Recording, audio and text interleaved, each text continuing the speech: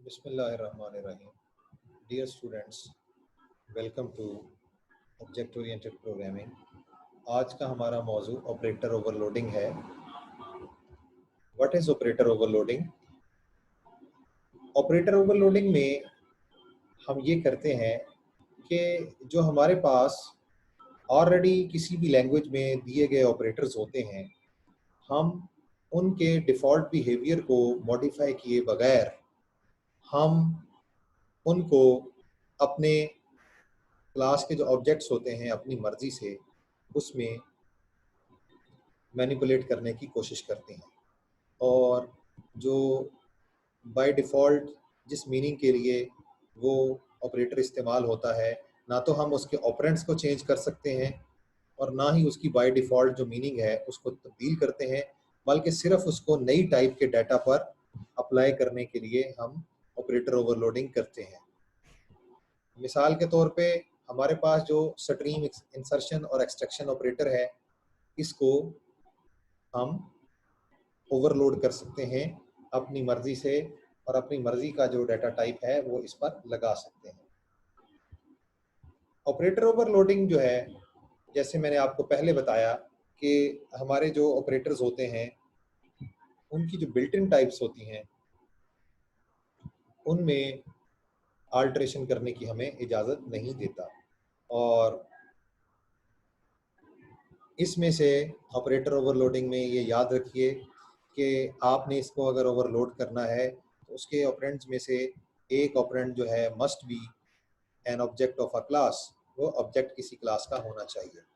Operator overloading हमें नए symbols भी जो है उनको डिफाइन करने की इजाज़त नहीं देती. नए सिंबल्स हम क्यों डिफाइन नहीं कर सकते? वेरी सिंपल, कि इसका किसी भी लैंग्वेज का जो कंपाइलर लिखा गया है आप उसमें कंपाइलर में तो कोई इजाफा नहीं कर सकते. हाँ, उसमें जो ऑलरेडी उसकी एक मीनिंग दी हुई है उसमें अपनी डाटा टाइप्स जो है उसके लिए उसको ओवरलोड कर सकते हैं. So we overload those provided for in the language to have meaning for a new data type, and there are very specific rules. Very simple कि हम उसमें नए ऑपरेटर्स तो नहीं इस जो है वो अपनी मर्जी से इसमें डिफाइन करते, सिर्फ ऑलरेडी जो हमारे पास अवेलेबल सेट ऑफ ऑपरेटर्स होते हैं उस पर नई टाइप ऑफ डाटा जो है वो उसको मैनिपुलेट करने के लिए हम ऑपरेटर ओवरलोडिंग का सहारा लेते हैं. और इसके रूल्स जो हैं वो बड़े स्ट्रिक्ट और स्पेसिफिक हैं. कैसे? ये जैसे आप फंक्शन ओवरलोडिंग किया करते थे उससे सिमिलर है, लेकिन इसमें ये होता है कि जहां आपने फंक्शन को ओवरलोड किया था, एक ही फंक्शन का नाम तो सेम रखा था, कभी उसकी डाटा टाइप बदल दी, रिटर्न टाइप बदल दी, कभी उसमें पैरामीटर बदल दिए. यहां पर क्या होगा कि आपने फंक्शन नेम की जगह कीवर्ड इस्तेमाल करना है ऑपरेटर, OPERATOR. ये वाला ऑपरेटर जो है आपने ये वाला जो लफ्ज़ है इसको बतौर कीवर्ड इस्तेमाल करके जो आप ऑपरेटर को ओवरलोड करना चाहते हो उसका सिंबल इस्तेमाल कीजिए. और ये याद रखिए कि जो आपकी इस ऑपरेटर की रिटर्न वैल्यू होगी वो कौन सी होगी. ये आपके ऑपरेशन में जो ऑपरेशन आप परफॉर्म करने जा रहे हैं उसकी जो एंड पर रेजिडुअल वैल्यू बचेगी वही हमारी रिटर्न वैल्यू होगी. मिसाल के तौर पे आप जमा करने जा रहे हैं 3 और 5 को, तो 3 और 5 को तो जमा करेंगे तो जो जवाब आएगा 8 वही हमारी रिटर्न टाइप होगी. अब इसमें से सवाल ये पैदा होता है कि क्या वो आर वैल्यू हमारी रिटर्न टाइप होगी या एल वैल्यू होगी, और क्या इसमें ऑपरेशन की जो चेनिंग है वो हमें अलाउड है कि नहीं है. तो हमारे पास ऑपरेटर जो होते हैं डेफिनेटली आपको पता है कुछ बाइनरी होते हैं, कुछ यूनरी होते हैं. तो जिस तरह का ऑपरेटर होगा उसी तरह के हमें ऑपरेंड्स भी जो है उसके लिए इस्तेमाल करने पड़ेंगे. हम क्या चेंज नहीं कर सकते ऑपरेटर ओवरलोडिंग में?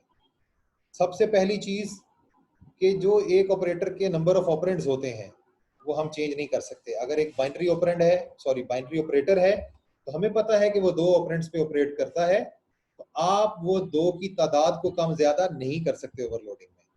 इसके अलावा ऑपरेटर प्रेसिडेंस में वो उसकी जो तरजीह है या प्रेसिडेंस में उसका जितना नंबर है और जो उसकी एसोसिएटिविटी है इसको आप ओवरलोडिंग में बिल्कुल चेंज नहीं कर सकते. और फिर ऑपरेटर के लिए आप अगर डिफॉल्ट आर्गुमेंट्स यूज कर रहे हैं तो उनको भी चेंज नहीं कर सकते। इसके अलावा हमें क्या चेंज नहीं करना चाहिए, ये तो वो चीजें थी जिनकी हमें इजाजत नहीं होती। इसके अलावा कुछ कन्वेंशंस हैं कि हमें ऑपरेटर्स में क्या तब्दीली ऑपरेटर ओवरलोडिंग में हमें नहीं करनी चाहिए, क्या कन्वेंशंस है। नंबर 1 ये है, ऑपरेटर का जो मीनिंग बनता है वो कभी भी चेंज ना करें आप। यानी अगर आप प्लस ऑपरेटर का मतलब होता है एडिशन, तो आप इसको सब्ट्रैक्शन के लिए इस्तेमाल ना करें, इसको सब्ट्रैक्टिंग के लिए ओवरलोड ना करें। इसकी जो मीनिंग है उसको चेंज करने की कोशिश ना करें। इसके अलावा ऑपरेटर की नेचर है, मिसाल के तौर पे अगर इसमें 3 + 2 इज डबल इक्वल टू 4 + 3, यानी इसमें जो है वो कम्यूटेटिव प्रॉपर्टी वो आपके पास होल्ड करता है कोई ऑपरेटर, तो उसकी नेचर को कभी भी चेंज ना करें आप। फिर जो डाटा टाइप्स हैं और रेजिडल वैल्यू जो हमें उस ऑपरेटर से मिलेगी, रिटर्न वैल्यू, उसको भी चेंज करने की कोशिश ना करें। अगर आपका ऑपरेटर जो है वो आर वैल्यूड रिजल्ट देता है या एल वैल्यूड रिजल्ट देता है, डिपेंड करता है आपने, अगर वो आर वैल्यूड रिजल्ट देता है तो आप भी उससे आर वैल्यूड रिजल्ट ही ओवरलोडिंग के वक्त लें, और अगर वो एल वैल्यूड रिजल्ट देता है तो फिर आप भी उससे एल वैल्यूड रिजल्ट ही ओवरलोडिंग के वक्त दें। फिर इसके अलावा अगर आप ऑपरेटर ओवरलोड कर रहे हैं कोई भी, तो उसकी डेफिनेशंस में कंसिस्टेंसी जरूर होना चाहिए। जैसे आपने प्लस का जो ऑपरेटर है, इसको अगर ओवरलोड किया है तो इसका जो कंपाउंड असाइनमेंट ऑपरेटर है प्लस इक्वल टू, उसको भी ओवरलोड करें। अब इसके सिंटैक्स को देख लेते हैं।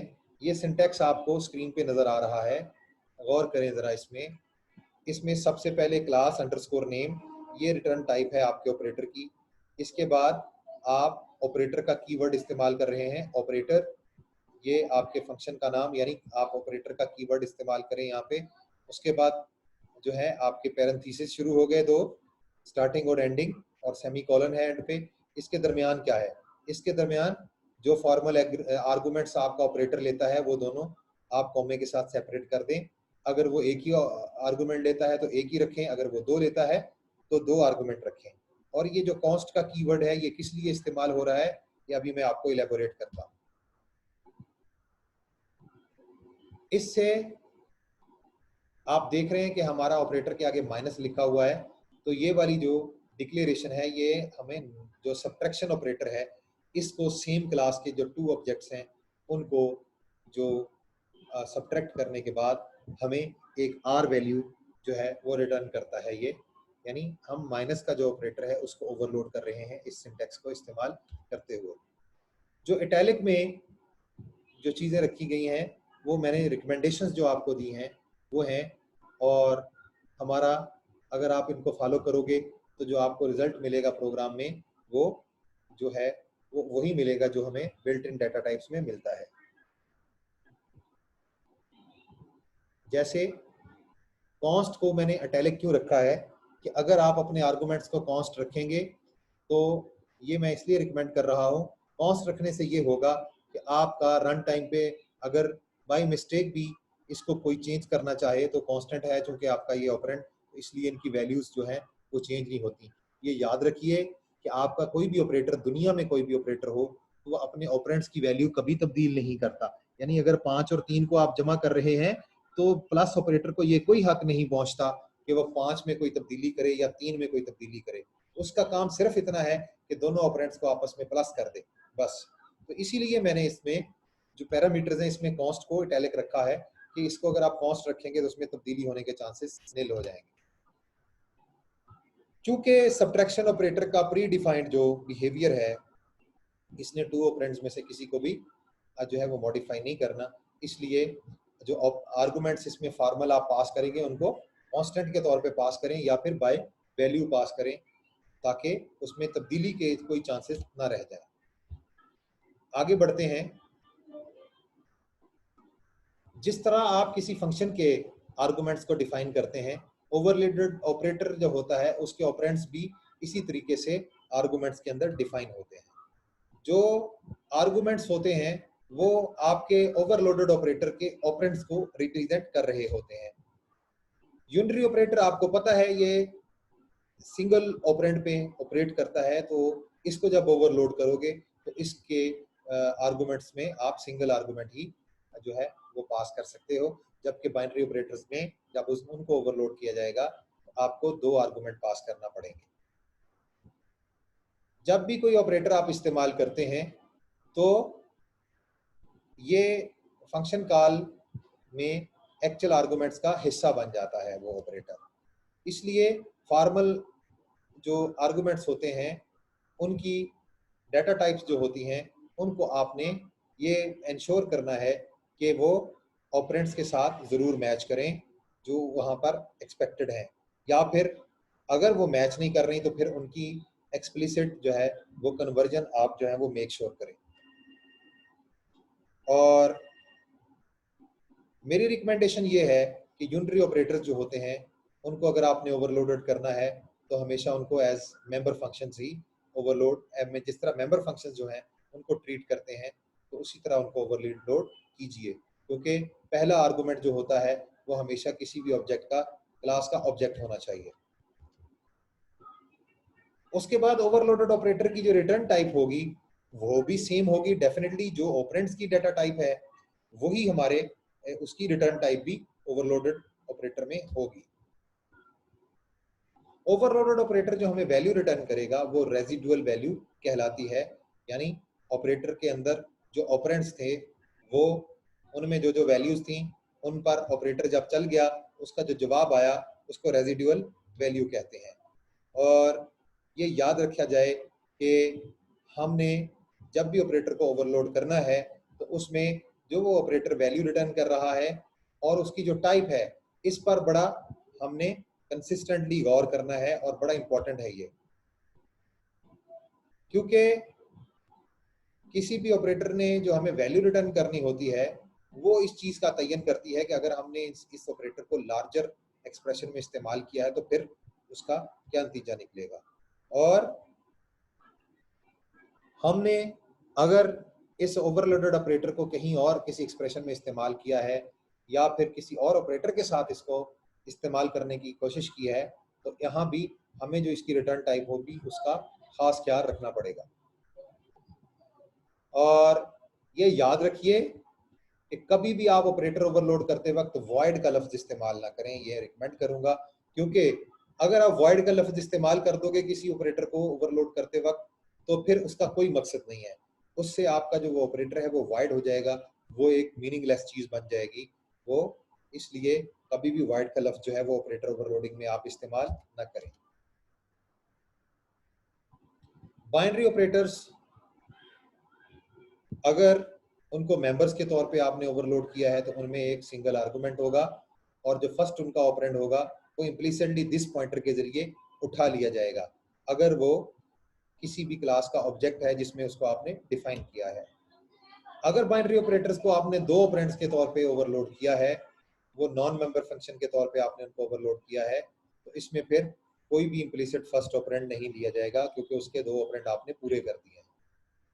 और इस सूरत में क्या होगा कि अगर आप उसको नॉन मेंबर के तौर पे डिक्लेयर कर रहे हैं तो फिर आपको उसे फ्रेंड फंक्शन या फ्रेंड के तौर पे जो है वो इस्तेमाल करना पड़ेगा, डिक्लेयर करना पड़ेगा, क्योंकि फ्रेंड फंक्शंस ही तो वो फंक्शंस होते हैं जिनको बाहर से कोई क्लास जो है वो मॉडिफाई भी कर सकती है।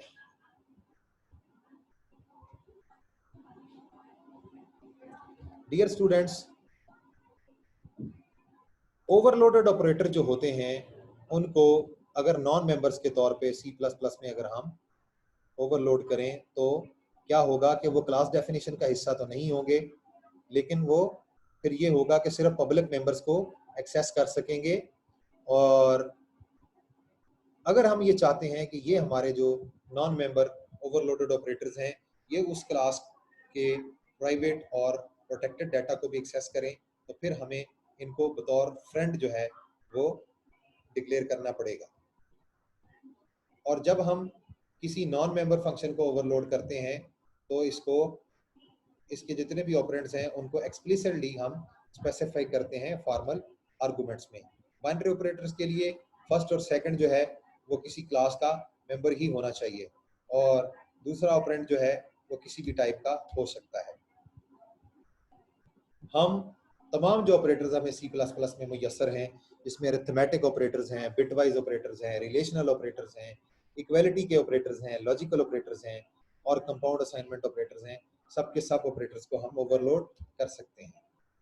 इसके अलावा address of operator, D reference operator, increment operator, decrement operator और कॉमा ऑपरेटर्स को भी ओवरलोड किया जा सकता है। और जो ऑपरेटर आप ओवरलोड नहीं कर सकते, उनमें स्कोप रेजोल्यूशन ऑपरेटर और डायरेक्ट मेंबर एक्सेस यानी dot operator, direct pointer to member access operator यानी स्टार ऑपरेटर और conditional operator, size of operator जो है, इसको आप ओवरलोड नहीं कर सकते। और वो कौन कौन से ऑपरेटर्स हैं जिनको आप क्लास के अंदर ही ओवरलोड करना जो है वो जरूरी होता है? उनमें असाइनमेंट ऑपरेटर है, सबस्क्रिप्ट ऑपरेटर है, फंक्शन कॉल ऑपरेटर है, इनडायरेक्ट मेंबर एक्सेस ऑपरेटर है और indirect pointer to member access operator है। डियर स्टूडेंट्स, ऑपरेटर ओवरलोडिंग में हम नेक्स्ट टाइम यहीं से अपनी बात को कंटिन्यू करेंगे। आज के लिए ऑपरेटर ओवरलोडिंग से इतना ही। इंशाल्लाह नेक्स्ट टाइम हम यहीं से कंटिन्यू करेंगे। तब तक के लिए अल्लाह हाफिज।